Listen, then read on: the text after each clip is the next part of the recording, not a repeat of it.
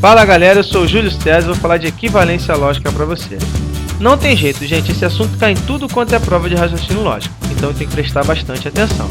Então, para tudo que você estava fazendo, atenção redobrada, olhos esbugalhados que tem uma dica imperdível para você. Vamos lá, gente, vamos analisar essa questão. Então, nós temos uma condicional. Se Olivia não trabalha, Rita não come.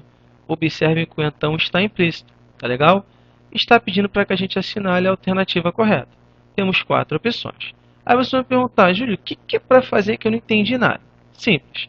Eu tenho uma condicional. Eu quero saber, dentre as 4 possibilidades de resposta, qual que é equivalente a essa condicional. Só isso. Então vamos lembrar o conceito de equivalência. Gente, duas proposições são logicamente equivalentes quando apresentam tabelas verdade iguais, quando as tabelas verdade são idênticas. Beleza? Vamos prosseguir. Observe o meu exemplo, gente. Se trabalho, então consigo. É uma condicional do tipo P, então Q. Legal? Eu tenho duas opções, letra A e letra B. Eu quero saber, dentre essas duas, qual que é logicamente equivalente ao meu exemplo.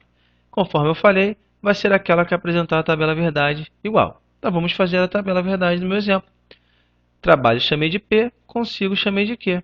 Tem uma condicional do tipo P, então Q. Aqui a gente decora, não é isso, gente? V, VF, VF, VF. Tabela verdade da condicional, V com F dá F. O restante vai dar verdadeiro. Então, esta coluna representa o valor lógico dessa minha condicional. Vamos analisar agora a letra A.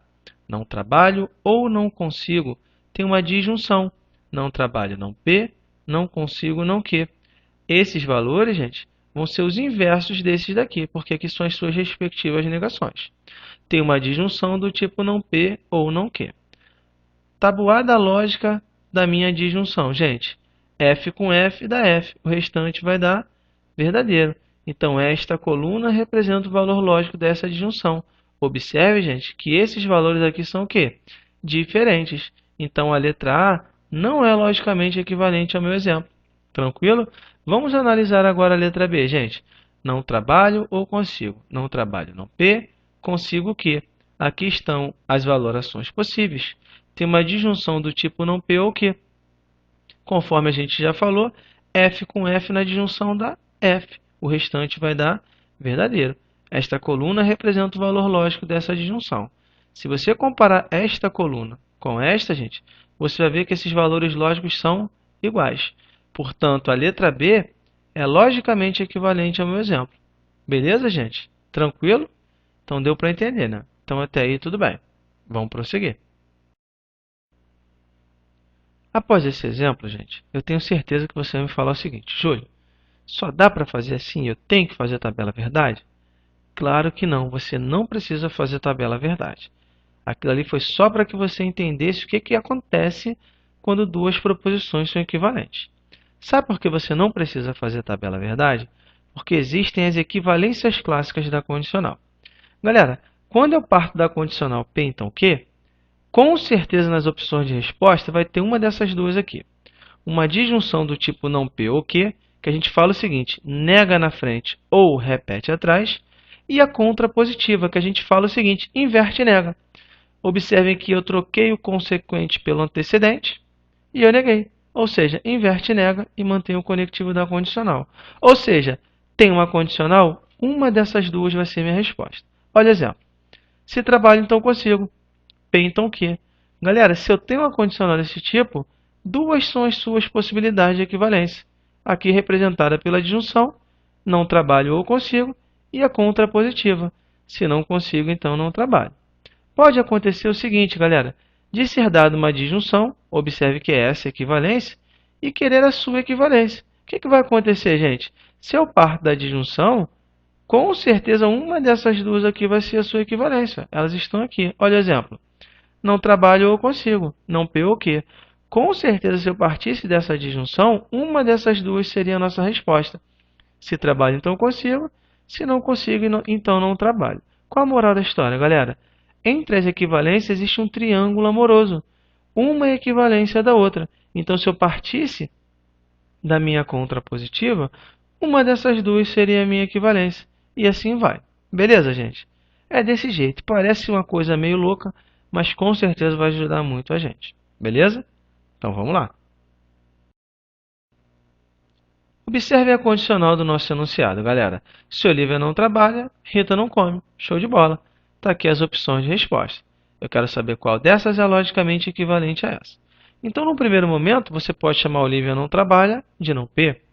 Condicional, Rita não come, você pode chamar de não Q. Mas observem o seguinte, gente. Conforme eu falei, as nossas equivalências clássicas, elas partem da condicional P então Q. Então, eu tenho que mudar isso daqui. Eu tenho duas opções. Ou eu transformo isso em P então Q e eu vou ter esta equivalência contrapositiva, ou eu transformo isso em contrapositiva e eu vou ter esta equivalência. Tanto faz. As duas maneiras estão corretas. Eu vou optar em transformar isso aqui numa condicional normal. Como assim, Júlio? Como transformar? Tiro não Q, boto Q. Tiro não P, boto P. Então, passei a ter uma condicional do tipo P então Q. Posso fazer isso? Pode, sem nenhum problema.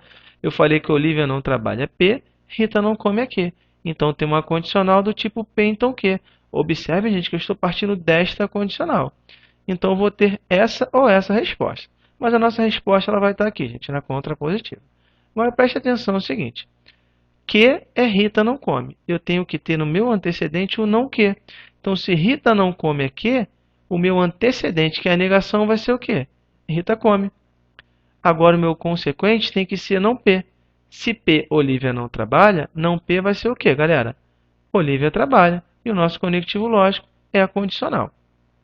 Essa é a nossa resposta. Se Rita come, então Olivia trabalha. Galera, quando vocês olham agora para as opções de resposta, você vai ver que não existe isso desta maneira. Então, vou te dar um exemplo para que você possa entender. Quando a gente tem uma condicional do tipo P, então Q, agora eu quero que vocês olhem para a resposta. Vou chamar Rita come de P e Olivia trabalha de Q, em relação à resposta, tá bom, gente? Quando eu parto do antecedente para o consequente, ou seja, da hipótese para a tese, eu falo que a hipótese é condição suficiente para a tese. Então, galera, qual seria o sinônimo disso daqui? Rita comer é condição suficiente para Olivia trabalhar. Observe que da hipótese para a tese é condição suficiente. Então, está aqui. Rita comer é condição suficiente para Olivia trabalhar. E isso a gente aqui também não tem aqui, gente. Então, não é a nossa resposta. Por outro lado, gente, se eu parto da tese para a minha hipótese, ou seja, do meu consequente para o meu antecedente, eu falo que é a condição necessária. Então, gente, eu posso afirmar o quê? Que Olivia trabalhar é a condição necessária para Rita comer. Portanto, o gabarito é a letra D. Beleza, gente? Tranquilo? Então pode comemorar. Fica para vocês mais uma super dica e até a próxima, se Deus quiser.